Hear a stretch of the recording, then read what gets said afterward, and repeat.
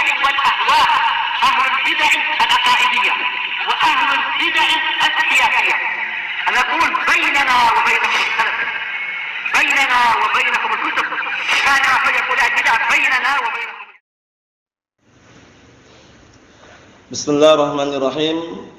الحمد لله الذي أرسل رسوله بالهدى ودين الحق ليظهره على الدين كله وكفى بالله شهيدا وأشهد أن لا إله إلا الله وحده لا شريك له إقرارا به وتوحيدا وأشهد أن محمدا عبده ورسوله صلى الله عليه وعلى آله وسلم تسليما مزيدا لا نبي بعده.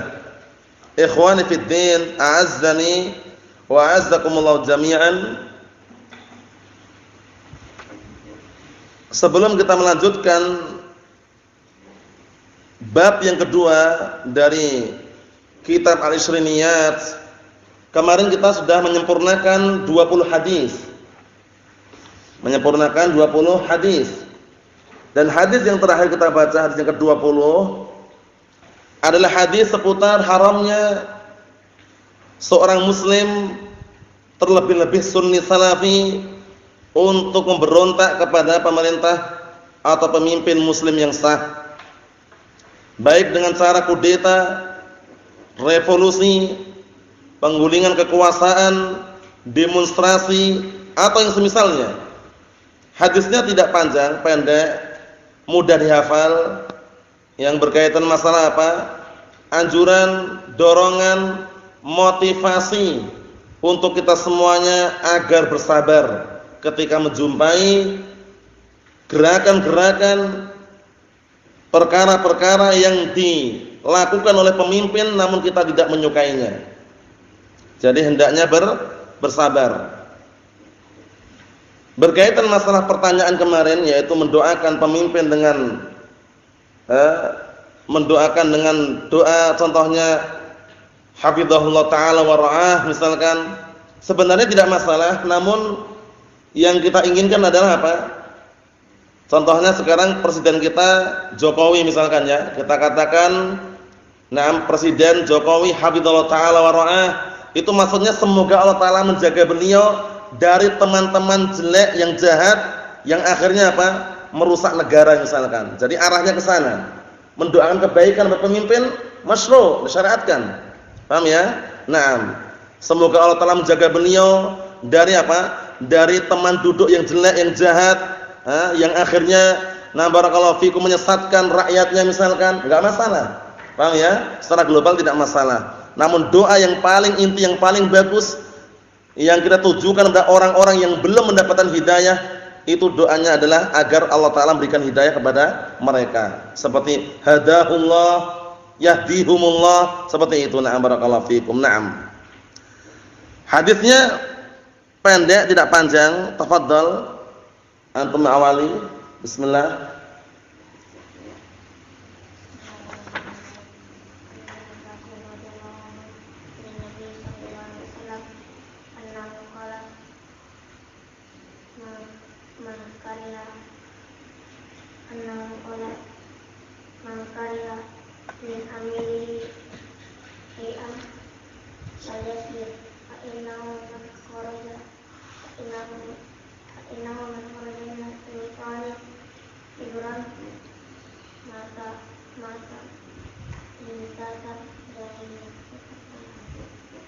Wa na'am barakallahu fikum. Tafadhal.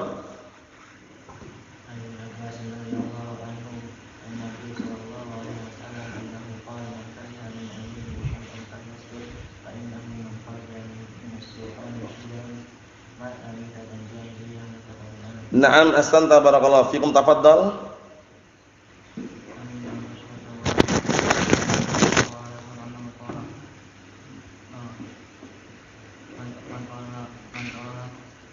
Man kariha min amirihi syai'an falyasbir fa innahu man kharaja min sultani syukran maka mitatan jahili yang saqaw.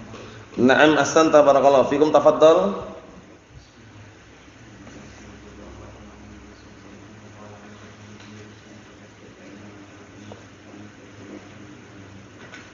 Na'am, ahsanta barakallahu fikum. Tafadhal.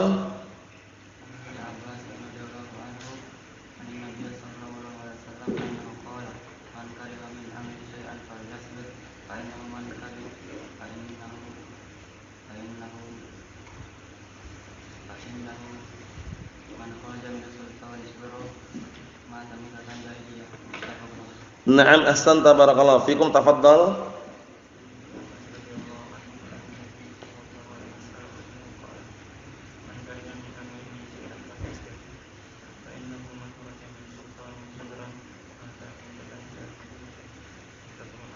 Na'am, ahsanta barakallahu fikum. Tafadhal.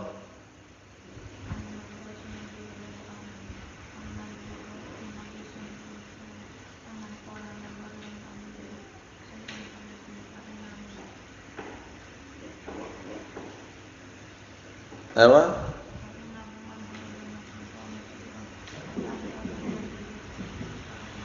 Na'am, ahsanta barakallahu fikum. Tafadhal.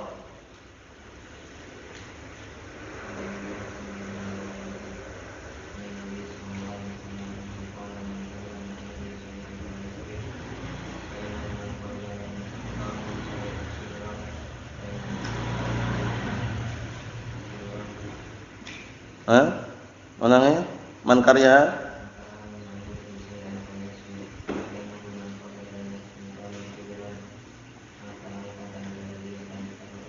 Na'am, ahsanta barakallahu fikum. Tafadhal.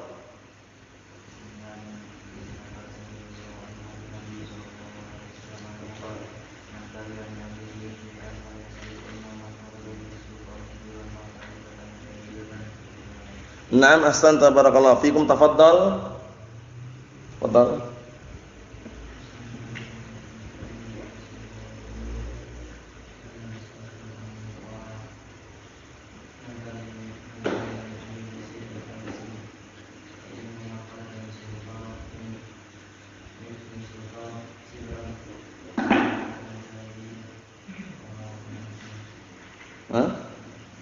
Na'am, tafadhal.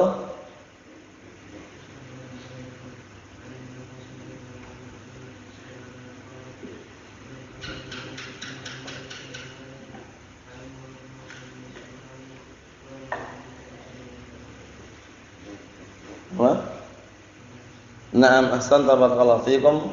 Tafadhal.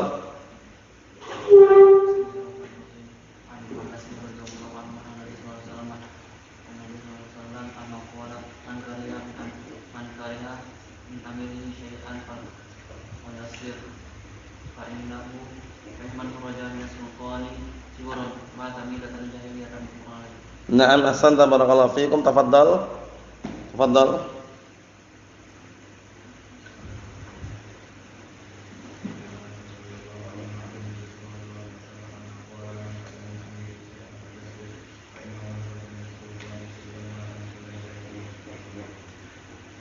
Ahsanta barakallahu fikum. Tafadhal.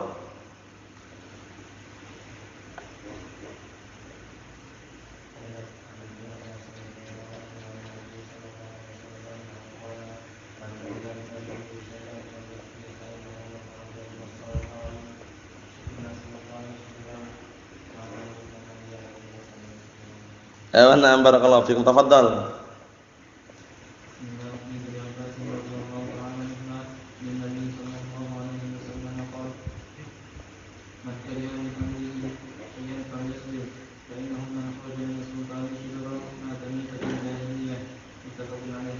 Na'am, ahsanta. Min amirihi ya. Tafadhal antum.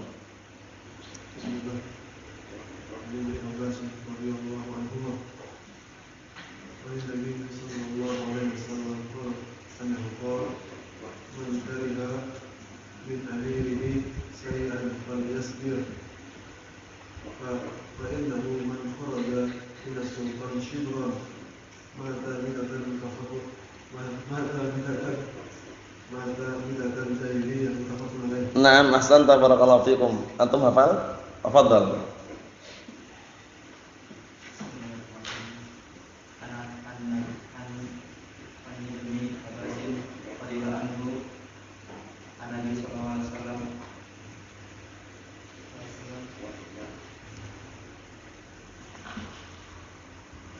Anau qal man kariha min amilihi syai'an falyasbir fa innahu man kharaja min nasultani sibran mata di katan jahiliyah. Naam, ahsanta barakallahu fiikum. Tafadhal.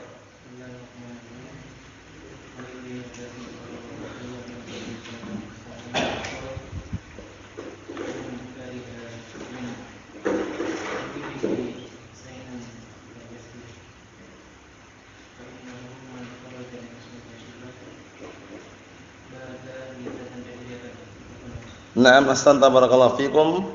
Antum siap? Antum alaf? Antum? La ba'as. Naam, khair insyaallah.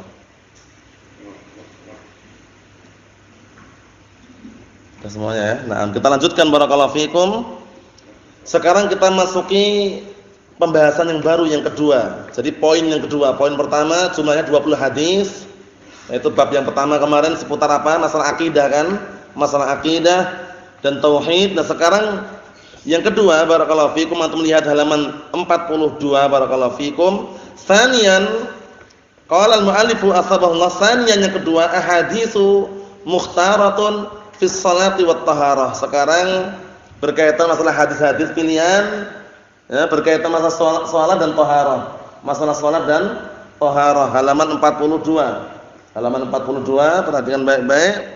Qala Allah Ta'ala berfirman, "Ya ayyuhalladzina amanu, idza qumtum ilas salati faghsilu wujuhakum wa aydiyakum ilal marafiq wamsahu biru'usikum wa arjulakum ilal ka'bain." Ini berkaitan masalah apa? Masalah ayat wudu. Jadi nanti dalam ayat ini ada wudu, tayammum. Wudu dan tayammum. Na'am barakallahu fikum. Karena bab yang baru ini sekarang seputar salat dan taharah. Jumlahnya berapa hadis? 20 hadis juga. Berarti antum sudah menghafal 20 hadis berkaitan masalah tauhid dan akidah yang sudah kita lewati. Itu diulang-ulang terus, di murajaah sendiri. Walaupun tidak harus distorkan nama-ana, tapi di murajaah diulang-ulang terus biar dapat tambahan. Arba'in Nawawiyah sudah selesai, 42 hadis. Tambah lagi di 20 hadis. Nanti kalau antum selesai kitab ini hafal 200 hadis. Berikutnya lagi nanti kalau antum masih di sini atau kita masih diberikan umur yang panjang, insyaallah kita akan membaca yang 300 hadis muttafaqun alaih yang diambil dari kitab Riyadhus Shalihin. Ayo kita lihat ayatnya. Ayat seputar apa? Wudu. Wahai orang-orang yang beriman, apabila kalian hendak salat, maka cucilah wajah-wajah kalian dan tangan-tangan kalian sampai ke siku. Wamsahu biru'usikum, dan usaplah kepala kalian. Kepala usap, bukan dicuci tapi diusap. Berapa kali, Bang? Sekali saja, enggak usah berkali-kali digelinikan, sekali saja. Seperti yang sudah kita lewati dulu pembahasannya. Naam. Wamsahu biru'usikum wa arjula. Jangan arjuli bacanya, karena Syiah Rafidhah bacanya arjuli. Wa arjulakum ilal ka'bain, dan cucilah kaki-kaki kalian sampai ke dua mata kaki. Di sini kenapa kita melarang baca arjuli? Karena kalau dibaca arjuli ma'tufnya ke ru'usi. Berarti kalau kaki cukup diusap. Kata Syiah Rafidhah seperti itu. Jadi diusap cukup, enggak perlu dicuci katanya. Itu keliru ya. Yang benar arjula ma'tufnya ke mana? Aidia. Ya, faghsil wujuhakum wa aidia. Ya, wa aidiyakum wa arjulakum. Ma'tufnya ke sana. Paham ya? Sehingga kaki dicuci atau dibasuh, diusap, dicuci. Naam. Wa in kuntum junuban fattahharu, jika kalian junub, ingat-ingat janabah sudah kita lewati, imma ada dua kemungkinan. Salah satu di antara dua kemungkinan janabah itu. Janabah sebabnya karena ihtilam, mimpi basah, atau janabah sebabnya karena berhubungan badan. Paham ya? Dua itu. Apabila kalian junub fattahharu, maka bersucilah kalian. Bersucilah kalian dengan mandi. Sudah kita lewati kan? Mandi ada dua macam. Mandi yang ijza, yang sah-sah saja, ada mandi yang sunnah hukumnya. Tata caranya sudah kita lewati juga. Mandi yang ijza itu mandi biasa, diguyur semuanya, cuman beda niatnya. Paham belum? Antum niatkan untuk mandi janabah, sah. Kalau mandi sunnah, sudah kita lewati kan? Nah, pertama kali, nah barakallahu fikum, dia mencuci tangannya terlebih dahulu. membersihkan barakallahu fikum area kemaluannya. Setelah itu wudu seperti wudu biasa kecuali kaki. Kecuali apa? Kaki. Kemudian antum siram ke bagian kanan 3 kali, kiri 3 kali. Setelah itu baru disiram semuanya, clear, baru yang terakhir nanti antum mengentas dari tempat itu pindah ke tempat lain, baru antum guyur kakinya, selesai. Paham ya? Nah, karena apa? Karena untuk yang kaki diakhirkan. Kalau sudah mandi besar, mandi janabah enggak perlu wudu lagi. Kenapa? Karena sudah hilang hadas akbar. Yang akbar aja hilang, apalagi yang asghar. Paham ya? Sudah kita lewati pembahasannya. Kita lihat lagi. Wa in kuntum marda awala safarin aw jaa ahadum minkum minal ghaid aw lamastumun nisa falam tajidu ma'an fatayammamu sha'idan thayyiba. Masyaallah. Ini semuanya berkaitan masalah fikih ya yang kita alami dalam kehidupan kita sehari-hari. Jika kalian sakit atau lagi safar, bepergian jauh safar, atau salah seorang di antara kalian barakallahu fikum buang air besar, atau lamastumun nisa. Ingat-ingat lamastum disebutkan oleh Imam Abdul Fida Ismail bin Umar Ibnu Katsir di dalam tafsirannya apa? Lamastum ay jama'tum. Lamastum ay jama'tum, bukan persentuhan. Kalau orang-orang awam persentuhan batal enggak? Batal. Antum sudah wudu misalkan, atau orang awam sudah wudu, antum lagi belanja beli apa kesenggol tangannya, wah batal Mas, ana udah wudu tadi Mas. Persentuhan katanya batal. Dalilnya ini, lamastumun nisa. Memang lamasa yulamisu itu bersentuhan memang, tapi makna tafsirannya di sini bukan bersentuhan. Yang batalkan wudu itu berhubungan badan. Sehingga lamastum ay jama'tum. Itu pahami baik-baik ya. Itu namanya apa? Namanya penafsiran. Jadi kalau antum ambil mana letter perkata, artinya atau kalian bersentuhan dengan wanita, batal wudunya berarti. Nah, yang kita lihat. Dan jika kalian safar atau sakit atau buang air besar atau berhubungan badan dengan wanita, falam tajidu ma'an, kemudian kalian tidak menjumpai air, fatayammamu sha'idan thayyiba, maka bertayamumlah kalian dengan debu yang suci.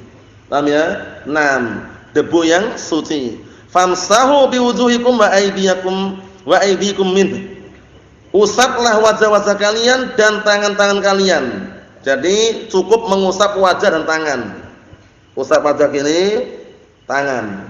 Tangannya pun cukup 2 telapak tangan ini aja, enggak perlu pergelangan lengan, enggak perlu. Paham ya? Ini semuanya perlu diperhatikan. Tayamum untuk menggantikan wudu atau tayamum untuk menggantikan mandi janabah sama atau beda? Sama. Jangan sampai keliru ya. Antum junub, wah kok dingin sekali, enggak kuat ini, bagaimana mandi enggak kuat juga. Boleh antum tayamum kalau tidak mampu menggunakan air mandi tadi itu. Paham ya? Menggantikan apa? Mandi janabah tadi itu. Caranya bagaimana? Sama caranya. Cukup antum tepukkan kedua telapak tangan antum ke tanah yang kering yang ada debunya situ, atau tembok yang berdebu. Setelah itu kalau terlalu tebal antum ginikan atau antum tiup. Setelah itu wajah. Berapa kali? Cukup sekali atau berkali-kali? Cukup sekali saja. Cukup sekali saja, barakallahu fikum. Kenapa? Dulu kisahnya Ammar bin Yasir, ya enggak? Hadisnya Ammar bin Yasir itu kisahnya saat itu ketika belum tahu tata cara mandi junub ngapain? Gulung-gulung. Paham ya? Guling-guling, gulung-gulung. Paham ya? Ke tanah gitu. Kemudian apa? Rasulullah menasihati.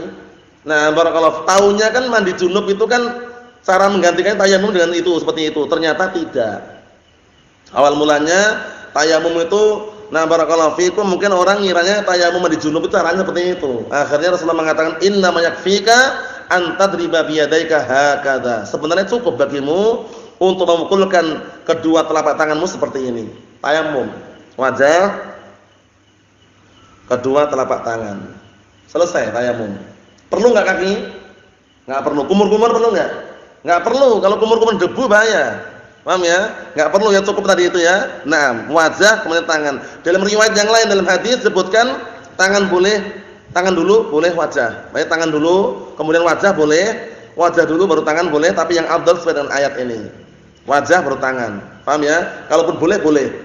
Tangan dulu baru wajah enggak masalah karena ada hadis yang sahih yang sudah kita lewati. Ma yuridullahu liyaj'ala 'alaikum min haraj. Allah Subhanahu wa taala tidak menginginkan untuk memberatkan, menjadikan pada kalian sesuatu yang beratkan. Walakin yuridu liyutahhirakum. Akan tapi Allah Ta'ala menginginkan untuk mensucikan kalian, wal yutimma ni'matahu, dan untuk menyempurnakan nikmatnya alaikum atas kalian, la'allakum tashkurun, agar kalian menjadi insan yang bersyukur. Nah, syahidnya di sini ayat yang panjang ini, surat Al-Maidah ayat yang ke-6, menjelaskan tentang apa? Disyariatkannya untuk wudu sebelum sholat. Paham ya? Wudu tata caranya sudah kita lewati. Pertama kali antum atau kita dianjurkan tuh apa? Untuk mencuci tangan 3 kali. Itu yang sifatnya apa? Boleh atau bahkan mustahab.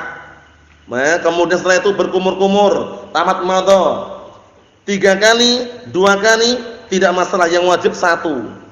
Jadi kalau antum, nah barakallahu fikum, selain kepala ya, kalau kepala jelas, selain itu wajah, tangan, kaki yang wajib 1. 2, nah barakallahu fikum, mustahab dianjurkan. 3 sempurna.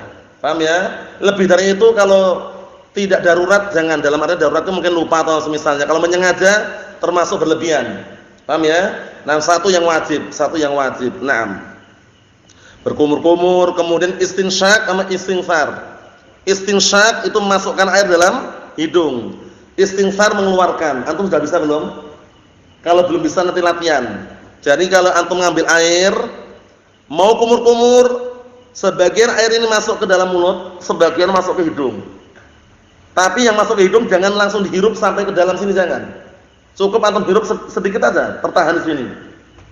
Kumur-kumur, nah ketika mengeluarkan barengan. Paham ya? Sekaligus mengeluarkan bekas kumur-kumur tadi itu plus air yang dalam hidung, namanya istighfar. Paham ya? Nah, barakallahu fiik. Memang kalau awal-awal ketika mencoba mungkin rasanya berat karena pusing kepalanya kalau tertarik sampai atas, ya enggak? Terhirup sampai atas ini pusing kepala rasanya. Nah, itu namanya istighfar. Istinsyak itu apa? Memasukkan, istighfar mengeluarkan. Paham ya? Jadi afdalnya sekali ngambil air tadi itu langsung untuk kumur-kumur plus apa? Masukkan air ke dalam hidung. Nah, setelah kumur-kumur pada keluarkan airnya, sekaligus keluarkan yang dari dalam hidung tadi. Seperti itu. Paham ya? Paham insyaallah? Ini mudah sekali kalau sudah dicoba. Naam. Kemudian syarat yang kedua mengenai apa? Pengsyariatan mengenai apa? Mengenai tayamum. Tayamum disyariatkan kalau salah satu 2 keadaan. Imma ketika tidak ada air atau tidak mampu menggunakan air. 2 ini.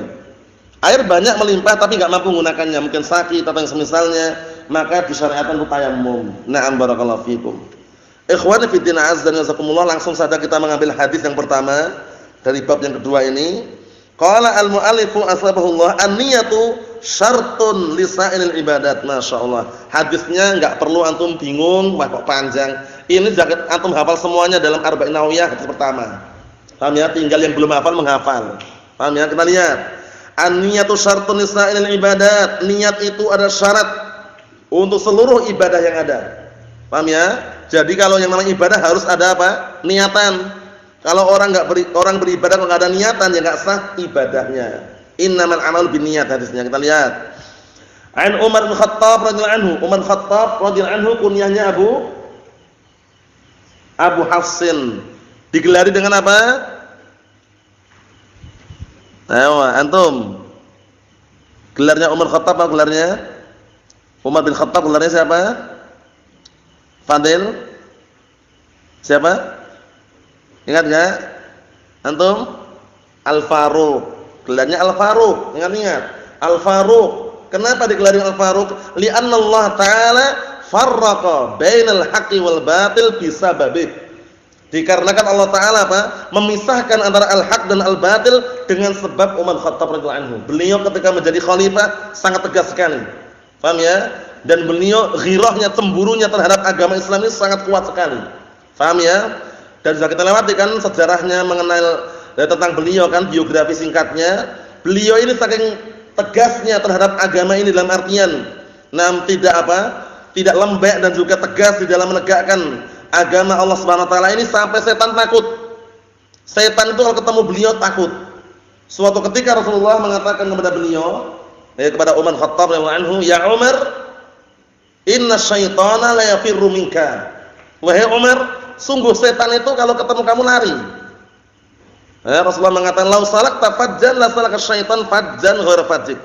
Kalau seandainya kamu berjalan di suatu gang, niscaya setan itu mencari gang yang lain. Bayangkan itu. Umar Khattab radhiyallahu anhu, masyaallah. Sampai setan takut itu ya. Nah, masyaallah. Jadi beliau ini termasuk apa? Khalifah dari kalangan khulafa ar-rasyidun. Khalifah yang keberapa? Yang kedua. Setelah meninggalnya Abu Bakar Siddiq radhiyallahu anhu, kemudian ditunjuklah Umar Khattab radhiyallahu anhu sebagai khalifah. Paham ya? Sebagai khalifah. Khalifah yang kedua. Khalifah yang kedua. Na'am barakallahu fikum, digelar dengan Al-Faruq Amirul Mukminin Abu Hafsin Umar bin Khattab radhiyallahu anhu. Dan termasuk kemuliaan juga keutamaan beliau, firasat-firasat beliau selainnya dibenarkan oleh Al-Qur'an. Firasat beliau seringnya apa? Dibenarkan oleh Al-Qur'an. Beliau pernah berfirasat. Firasat itu keinginan kuat. Berkeinginan kuat untuk agar apa? Turunnya ayat hijab. Berkeinginan kuat agar turun ayat hijab. Karena saat itu sebelum turunnya ayat hijab bebas perempuan keluar masuk bukan mahramnya, saling melihat wajahnya itu biasa dulunya ya.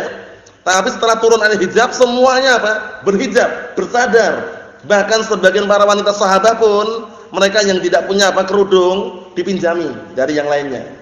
Paham ya? Nah, barakallahu fikum. Ayatnya dalam surat apa itu? Ayat berkaitan masalah hijab. Dalam surat Al-Ahzab ayat 59, dihafal itu. Itu ayatnya sering muncul, sering apa? Antum dengar, yaitu saat itu kisahnya gini. Umar Khattab radhiyallahu anhu melihat Saudah. Nah, barakallahu fikum, berjalan ingin menuju ke tempat qada'il hajah. Saudah terkenal memiliki badan yang besar lah, sehingga tahu kalau itu Saudah. Umar Khattab menebak, "Aku tahu kamu Saudah." Bukan ini menggoda bahkan ya. Intinya itu karena beliau itu pengen sekali kalau segera turun hijab itu loh. Nah, barakallahu fikum. Karena apa? Kenapa bisa mengenal dan semisalnya? Karena saat itu belum ada hijab, belum makan hijab. Akhirnya Saudah ketika pulang sampai ke rumah melapor kepada Rasulullah sallallahu alaihi wasallam tentang kejadian tadi itu. Ya Rasulullah, dilaporkan Umar gini. Akhirnya Rasulullah pun juga apa? Juga pengen sekali kalau turun ayat hijab. Ternyata turun beneran. Yaitu apa? Surat Al-Ahzab ayat 59. Ya ayyuhan nabiyyu qul li azwajika wa banatika wa nisa'il mu'minin yudnina 'alaihinna min jalabibihin dzalika adna an yu'rafna fala yu'dain wa kana Allahu ghafurur rahima. Surat Al-Ahzab ayat 59. Ayat mengenai wajibnya berhijab syar'i, tertutup ke seluruh tubuhnya. Artinya apa? Ya ayyuhan nabiyyu, wahai nabi, qul li azwajika, katakanlah kepada istri-istrimu, wa banatika, dan anak-anak perempuanmu,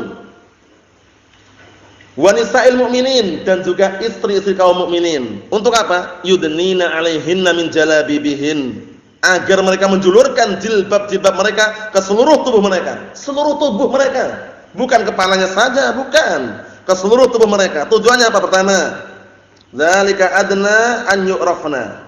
Pertama tujuannya agar mudah dikenal. Perempuan kalau pakai hijab syar'i, kerudung besar, longgar, luas, lebar, bersadar, dikenal enggak kira-kira di kampung itu? Dikenal, karena di kampung mungkin 3 orang 4 orang gitu. Pak, Bu, tahu enggak rumahnya fulanah bintu fulan? Siapa itu? Itu loh Bu yang pakai cadar itu loh. Oh iya, rumahnya sana pojok sendiri. Dekat toko pojok sana itu. Misalkan, karena di situ kampung itu yang pakai cadar cuma 1 orang 2 orang, sehingga terkenal itu loh, dikenal, mudah dikenal pertama. Kedua apa? Fala yu'dain, enggak diganggu. Orang perempuan, seorang wanita, seorang perempuan, pusat kecantikannya di mana? Di siku atau di siku atau di mana? Di kakinya? Di mana? Di mana? Siku? Di wajah. Ahsan. Paham ya? Menunjukkan bahwasanya apa yang wajib ditutup itu adalah wajahnya. Faham maksudnya ya?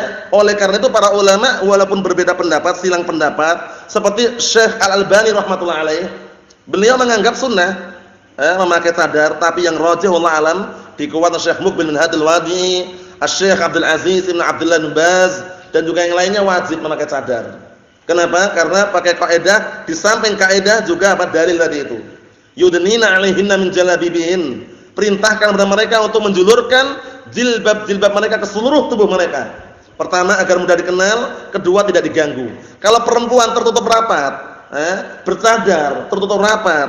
Nah, kira-kira siapa yang ganggu? Orang takut. Wah, ini takut mau ganggu gimana? Iya enggak?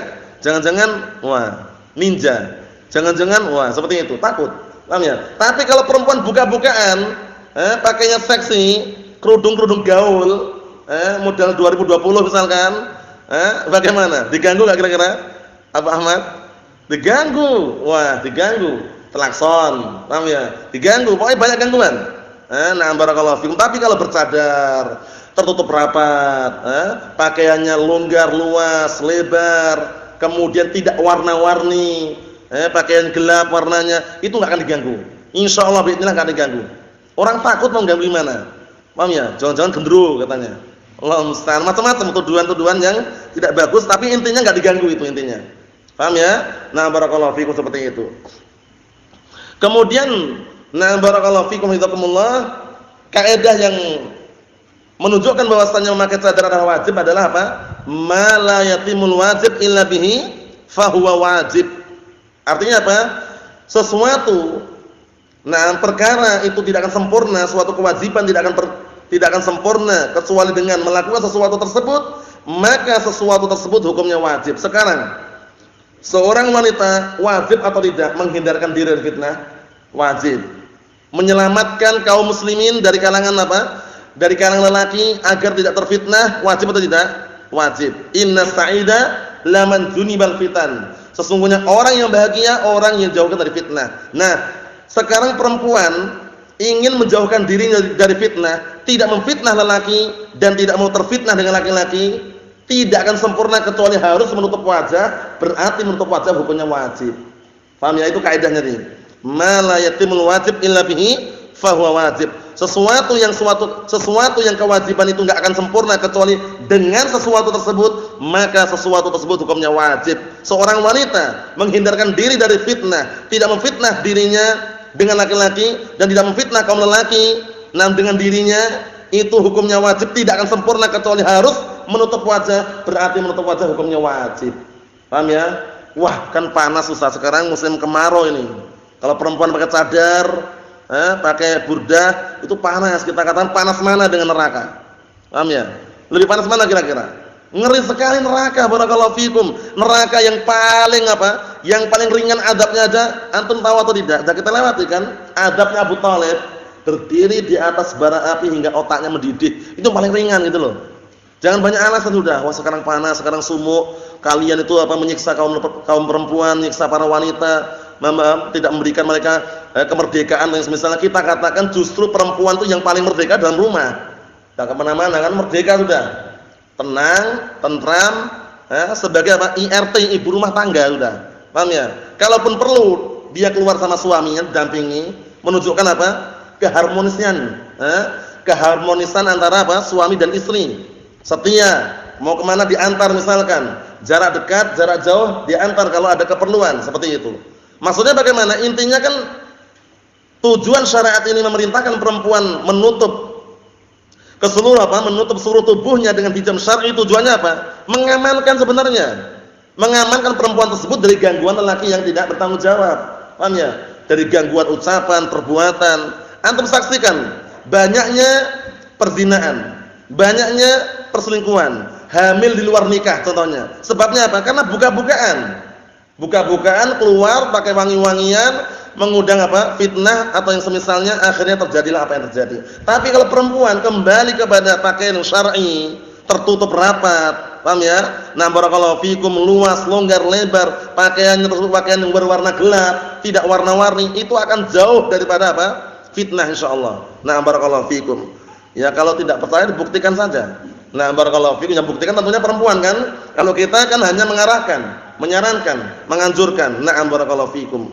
Itu sekedar apa? Selingan bahwasanya Umar Khattab radhiyallahu anhu, beliau sangat dikenal dengan apa? Firasatnya seringnya dibenarkan oleh Al-Qur'anul Karim.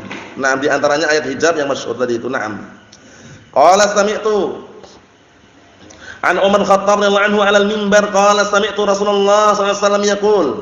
Dari Umar Khattab radhiyallahu anhu, beliau di atas mimbar Seraya beliau berkata, aku mendengar Rasulullah sallallahu alaihi wasallam berkata, "Innamal a'malu binniyat." Sesungguhnya semua amalan tergantung dengan niatnya. Innama di sini di dalam ilmu bahasa Arab dikenal dengan adatul hasr. Alat yang membatasi, adatul hasr.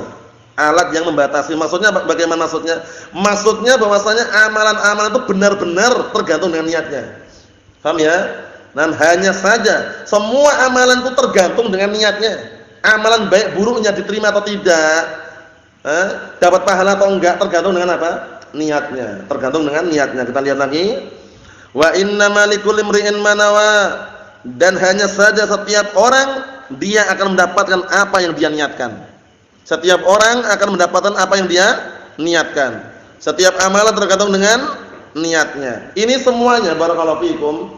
Hadis ini walaupun pendek tapi dipakai pada semua ritual perjalanan kehidupan kita sehari-hari. Perceraian, kembali ke hadis ini juga. Si fulan menceraikan fulanah, jatuh enggak talaknya? Lah dia ada niatan enggak? Enggak ada niatan, enggak jatuh. Paham ya? Karena niatan penting ya. Nah, barakallahu fikum. Si fulan puasa Ramadan. Lah niatan atau enggak? Enggak ada niatan, ya enggak sah puasanya.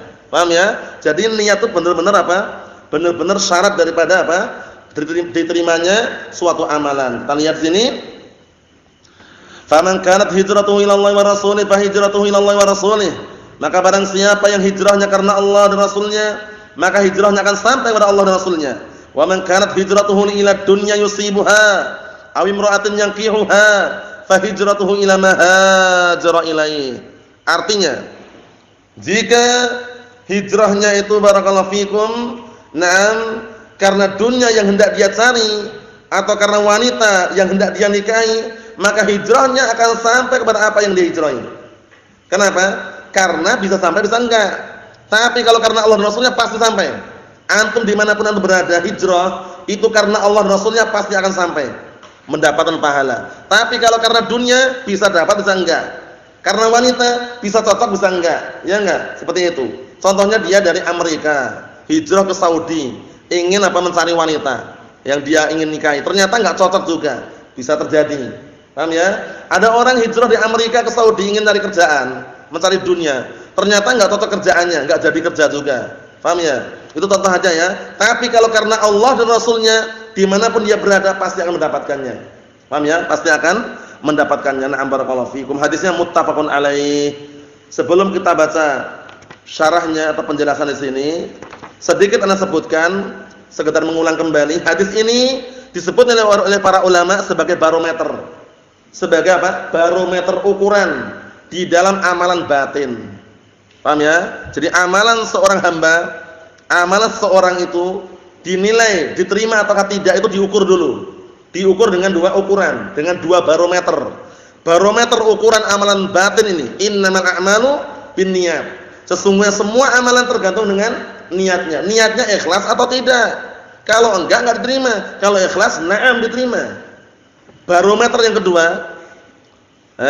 landasan ukuran yang kedua hadis siapa? Hadisnya Aisyah, Ummul Mukminin, Ummi Abdillah radhiyallahu anha. Apa itu? Man 'amila 'amalan laisa 'alaihi amruna fahuwa raddun. Barang siapa yang beramal dengan suatu amalan yang tidak ada tuntunannya dari kami, maka amalan tersebut tertolak. Jadi ketika orang beramal dilihat dulu. Secara dohirnya ini amalan dohirnya. Jadi amalan dohir ditimbang dengan hadis Aisyah tadi itu. Amalan batin ditimbang dengan hadis siapa? Umar bin Khattab radhiyallahu anhu. Dilihat lagi. Orang ini beramal ikhlas atau enggak? Paham ya? Setelah dilihat ikhlas atau tidak, dicocokkan lagi. Sesuai dengan sunnah Rasulullah atau enggak amalannya. Kalau sesuai dengan sunnah Rasulullah, mutaba'ah namanya. Kalau ikhlas berarti apa? Terpenuhi padanya dua syarat diterimanya amalan, al-ikhlas wal mutaba'ah. Jadi ingat-ingat ya, dua barometer ukuran tadi itu. Ada orang lagi marak-maraknya mungkin ya, wallah alami mungkin hari-hari ini atau sebelumnya atau setelahnya memperingati Maulid Nabi. Memperingati Maulid Nabi. Kata mereka, tapi kami ikhlas ketika memperingatinya. Itu baru dapat ukuran satu dulu. Ukuran amalan batinnya. Dohirnya ritual Maulid Nabi itu ada enggak tuntunannya? Ada enggak salafnya? Ada atau tidak perintahnya, syariatnya dari Rasulullah sallallahu alaihi wasallam? Beliau sallallahu alaihi wasallam yang beliau lahir saja, beliau dilahirkan enggak pernah memperingati. enggak pernah meringati beliau. Tidak beliau, tidak pula para khulafa rasyidun. Tidak pula para tabi'in, tidak pula para atba'ut tabi'in. Terus kalian ngikutin siapa? Landasan kalian apa? Kalau kami sih ngikutin para mbah-mbah kami dahulu katanya. Mbah-mbah itu bukan dalil. Dalil itu Al-Qur'an dan As-Sunnah. Nah, sekarang yang para Al-Qurun Al-Mufaddalah, 3 generasi yang diberikan keutamaan aja enggak pernah memperingati Maulid Nabi, kok kalian sok tahu, sok pinter, paham ya? Sok punya ilmu mengenai hal tersebut, kan aneh. Paham ya? Jadi perkara memperingati Maulid Nabi itu perkara yang apa? Tidak disyariatkan. Paham ya? Perkara yang di luar daripada syariat Rasulullah sallallahu alaihi wasallam. Kita sebagai Ahlus Sunnah wal Jamaah tidak perlu ikut andil dalam apa? Melestarikan budaya, ritual memperingati Maulid Nabi tersebut. Bahkan sampai ngasih air minum pun jangan. Ngasih minum acara itu tablik akbar, jangan. Karena ikut ta'awun nanti. Ikut ta'awun, ikut andil antum. Paham ya? Ustaz, bagaimana kalau ana enggak ikut acaranya, cuman ngasih air minum saja? Antum ngasih air minum ke situ, ikut andil melestarikan apa? Acara tadi itu. Allah Ta'ala mengatakan dalam Al-Qur'an Karim, "Wala ta'awanu 'alal itsmi wal 'udwan." Jangan kalian tolong-menolong dalam perbuatan dosa dan permusuhan. Ustaz, katanya memperingati Maulid Nabi itu justru mengenang bagaimana dahulu Rasulullah dilahirkan katanya. Kita katakan mengenang itu bukan dengan cara seperti itu. Paham ya? Kita membacakan Al-Qur'an was sunnah, membacakan hadis-hadis Rasulullah, mengenang atau tidak itu? Mengenang, setiap hari kita bacakan. Jadi jangan sampai mengenang cuma setahun sekali gitu loh. Kan mereka setahun sekali. Setahun sekali dikenang, mengenangmu dengan acara bid'ah, jangan. Paham ya? Kita senantiasa mengenang bagaimana Rasulullah dilahirkan, membaca sirah an-nabawiyah, kan gitu. Na'am barakallahu fikum. Na'am. Ikhwani fi din azza wa jalla, kita lihat bawah itu. Jadi ingat-ingat ya, 2 barometer ini, 2 ukuran, ukuran amalan batin, innamal a'malu binniyat, ukuran amalan zahir, man 'amila amalan laisa 'alaihi amruna fahuwa raddun. Barang siapa yang beramal suatu amalan yang tidak ada perintahnya dari kami, maka amalan tersebut tertolak. Qala asy-syarihu atabahullah, lihat bawah itu, an-niyatu al-qasdu. Niat itu adalah al-qasd, tujuan. Jadi orang punya niatan, punya tujuan. Wa hiya azimatul qalb. Yang mana niatan itu adalah azimatul qalb, yaitu keinginan kuat hati. Paham ya? Keinginan kuat hati. Jadi keinginan yang kuat dari hati itu namanya apa? Niatan. Antum punya niatan enggak? Ana punya. Karena dia punya keinginan kuat dari hatinya. Nah, cuman ingat ya, kaidahnya apa dalam masalah niat ini? An-niyatu mahalluha fil qalb wa dzikru mahalluhu fil lisan. Itu kaidahnya. Niat itu tempatnya dalam hati, sedangkan zikir tempatnya di mana? Di lisan. Jadi enggak perlu antum setiap kali mau salat, mau puasa, mau zakat dilafadzkan niatnya, enggak perlu. Paham ya? Lah cukup bagaimana? Cukup diniatkan saja. Sekarang gini, secara logika, secara akal kita. Ketika antum dengar adzan duhur, ketika antum mendengar adzan duhur, antum pergi ke mana? Ke masjid. Mau ngapain kira-kira? Mau ngapain kira-kira Abah Ahmad? Ke masjid mau ngapain? Mau sholat duhur, ada niatan belum? Sudah ada niatan. Wudu, kemudian sholat sunnah, setelah itu sholat duhur. Lah ngapain dilafadzkan lagi gitu loh. Jadi antum datang dari rumah menuju ke masjid, itu sudah ada niatan. Jadi enggak perlu dilafadzkan lagi. Nawaitu an ushalliyadz dzuhra 4 raka'atin lillahi ta'ala. Paham ya? Nah, seperti itu enggak perlu dilafadzkan lagi. Karena tidak setiap orang hafal niatnya. Mau ya? Tidak setiap orang menghafal lafaz tadi itu, enggak setiap orang menghafal. Tapi kalau niatan dalam hati setiap orang punya, insyaallah. Bapak mau ngapain, Pak? Mau ke masjid. Lah ngapain? Mau salat zuhur. Karena ada zuhur. Dia ada niatan belum? Sudah ada niatan belum? Sudah ada niatan dalam hati. Kalau yang di lisan itu namanya dzikir, bacaan salat di lisan diucapkan. Paham ya? Seperti itu. Naam. Kita lihat, innamal a'malu binniyat. Sesungguhnya amalan-amalan itu tergantung dengan niatnya.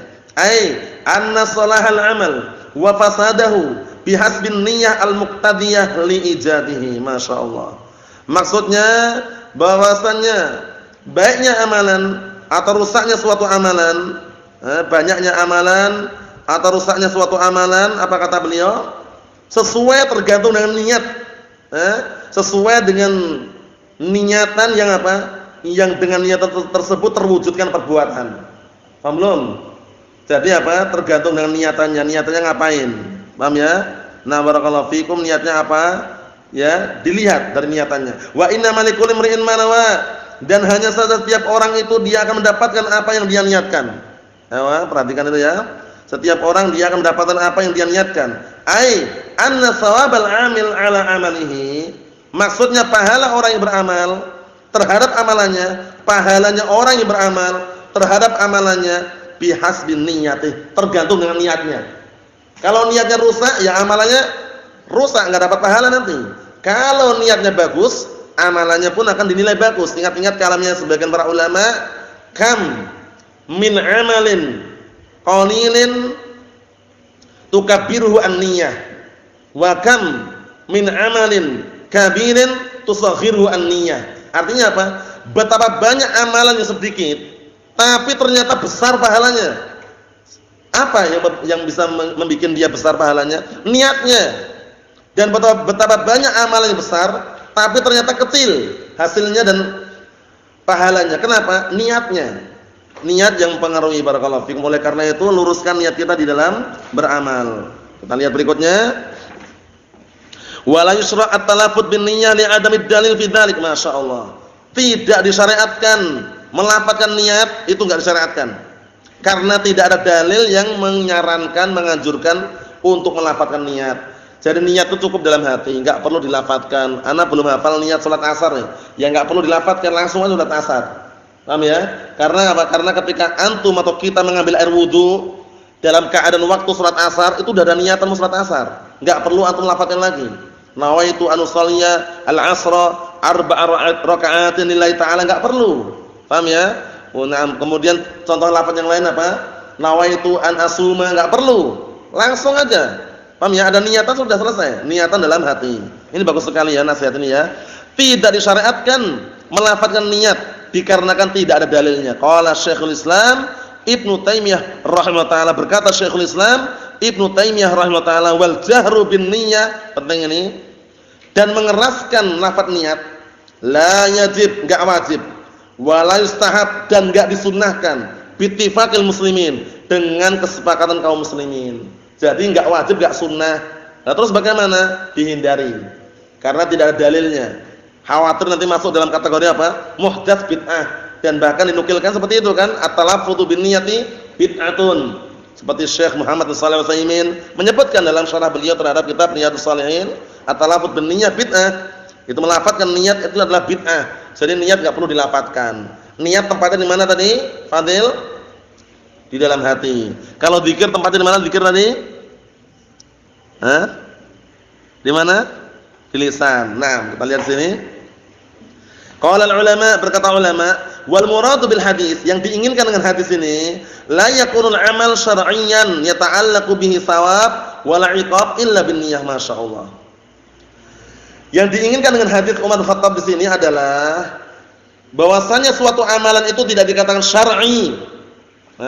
Ada keterkaitan dengan pahala atau hukuman kecuali dengan niatan. Antum ketika makan minum, itu kan tabiat manusia makan dan minum. Ketika antum makan dan minum dapat pahala enggak awal mulanya? Kalau cuma makan dan minum saja enggak dapat. Karena tabiat manusia, tabiat kita makan atau enggak? Makan, minum, tidur, enggak dapat pahala.